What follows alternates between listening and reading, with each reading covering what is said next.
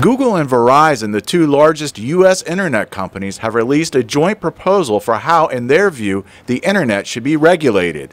The agreement comes after a court decision in April which ruled the Federal Communications Commission, which regulates the internet in the United States, cannot stop internet providers from blocking or slowing down the delivery of content or applications to consumers.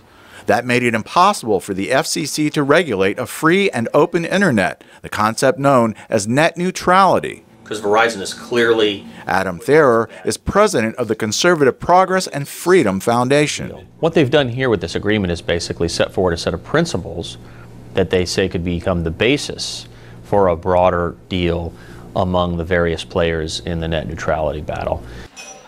The set of guiding principles agreed to by Google and Verizon this week is an attempt at a compromise. The two agreed that so-called wireline internet, which comes into homes and offices, should be left free and open. But they said mobile internet providers who service phones should be able to charge extra fees to content providers for faster service to customers.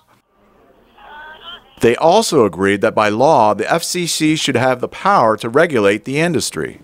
We're meeting with several. Joel Kelsey is political advisor for Free Press, a liberal nonprofit organization that advocates for a free and open internet. He is opposed to allowing extra fees for mobile networks. It shouldn't really matter how you connect to the internet because it's all one internet.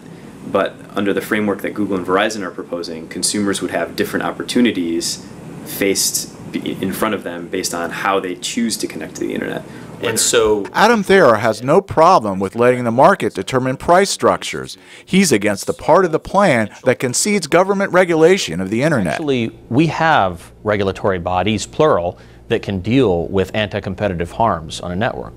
We call them antitrust operators. Basically, the FTC and the Department of Justice have the ability to police anti-competitive behavior in many markets.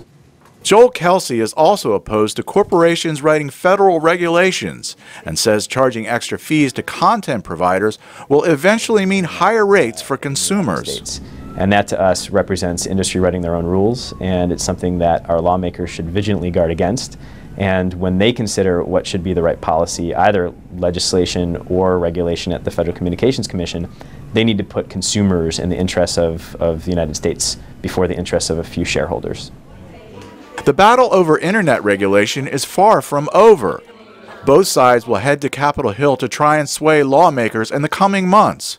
But with the midterm elections coming in November, the issue will probably be put off until next year. Jeff Swicord, VOA News, Washington.